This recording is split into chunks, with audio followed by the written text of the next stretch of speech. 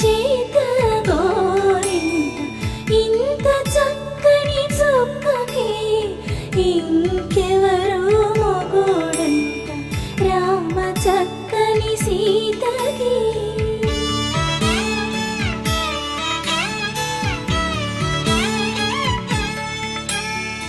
ఉడత